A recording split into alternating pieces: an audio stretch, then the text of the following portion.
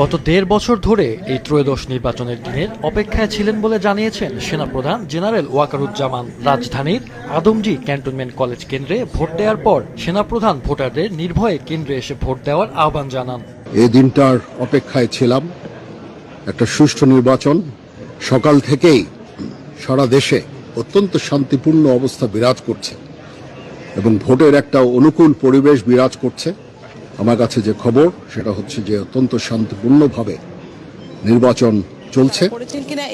বাংলাদেশে পাতানো নির্বাচনের সংস্কৃতি চিরতরে বন্ধ হয়ে গেছে এবং বর্তমানে স্বচ্ছ প্রক্রিয়ায় ভোট চলছে বলে মন্তব্য করেছেন প্রধান নির্বাচন কমিশনার AMM নাসির উদ্দিন।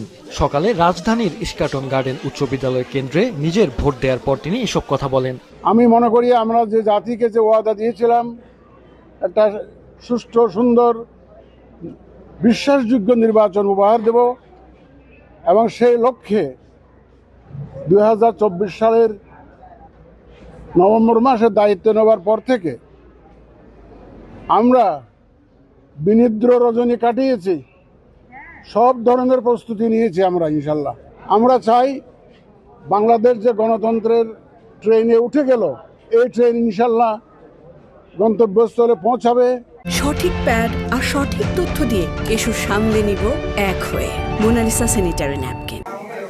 ঠাকুরগাঁও ১ আসনের প্রার্থী ও বিএনপির মহাসচিব মির্জা ফখরুল ইসলাম সকালে ঠাকুরগাঁও সরকারি বালিকা উচ্চ বিদ্যালয় কেন্দ্রে ভোট দেওয়ার পর জানান, এই নির্বাচন নির্ধারণ করবে আগামীর বাংলাদেশের ভবিষ্যৎ রাজনীতি কোন দিকে যাবে।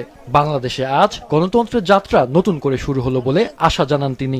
দীর্ঘ 15 বছর ফ্যাসিস্ট শাসনের পরে এই দেশের মানুষ তাদের সাংবিধানিক অধিকার ভোটাধিকার প্রয়োগ করতে পারেনি।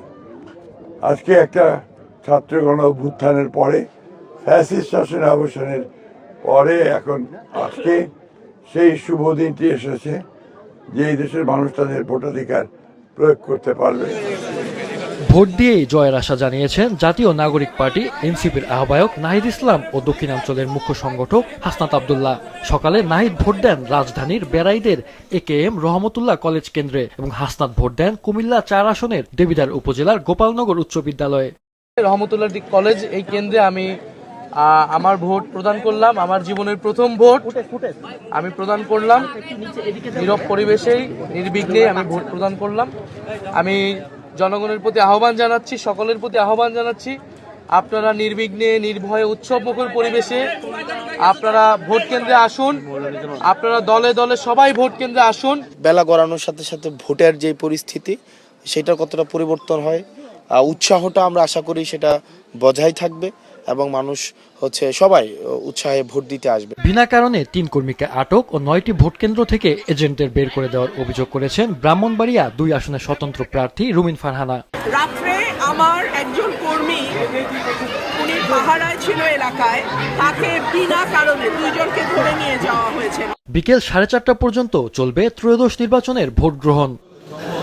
মাহফুজুল হাসান, মাছরাঙা নিউজ ডেস্ক।